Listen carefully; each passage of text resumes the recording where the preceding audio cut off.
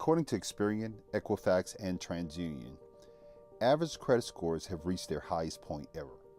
While this is great news for most buyers of cars, homes, and insurance, certain populations continue to lag behind. The average credit score in America in 2018 is 695.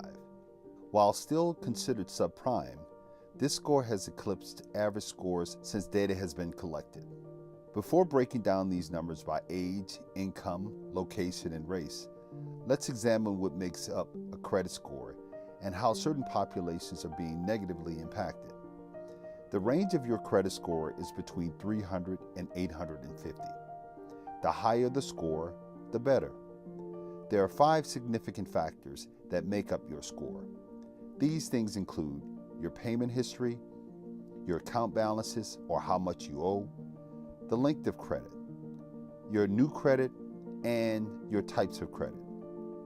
Now, while it is important to understand and have a meaningful conversation about your credit, it is critical that you understand the importance of your credit and how it impacts your future.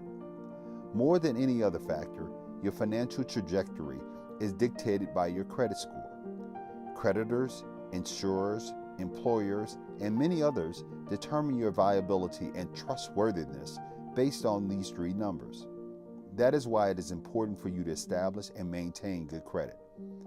Unfortunately, certain populations, based primarily on education or the lack thereof, are saddled with poor credit and as a result experience generational poverty and lack.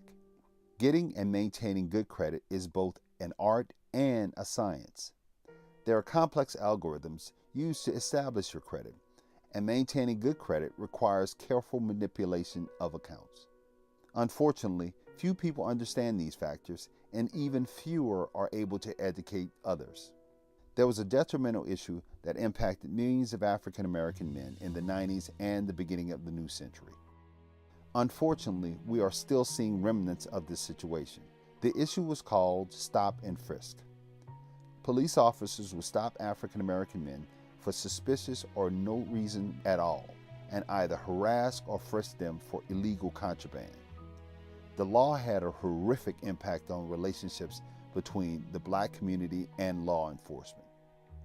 Like stop and frisk, we are living in a potentially more dangerous time because instead of harassing someone for walking or simply minding their business, credit bureaus are frisking the pocketbooks of not just African American men, but entire populations of less educated, geographically isolated, poor, and young people. Preying on the uninformed places generations into the depth of poverty, making it virtually impossible to dig themselves out. Before getting deep into the impact, let's simply look at the data. First, let's examine credit scores and age. One of the biggest differences in credit scores can be seen amongst different age groups. The average credit score tends to improve with age. This trend coincides with an improvement in financial conditions faced by individuals as they grow older. Next, let's look at credit scores and income. The higher your income, the higher your credit score tends to be. Even though your debt-to-income ratio does not play a direct role in determining your credit score, it does have an indirect impact. Credit utilization, or the percentage of your total available credit used on a month-to-month basis, is impacted by your income. Third, let's look at credit scores and location. Generally speaking, the lowest credit scores in America can be found in the southern part of the United States. States like Louisiana, Mississippi, Arkansas, and Alabama have amongst the lowest credit scores in the country. Data shows that credit utilization in these states remain low, but fewer consumers have an open credit card or home equity line of credit. As mentioned earlier, these are factors that impact your overall credit score most significantly. Finally, let's look at credit scores and race. In 2010, the U.S. Federal Reserve Bank published a report on the credit circumstances of home borrowers. The data broke down the average credit scores of borrowers based on their race. Every group except African American consumers had average credit scores above 700.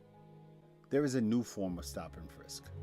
The previous approach used race as a motivating factor to fairly or unfairly accost people. Today's version relies on credit scores.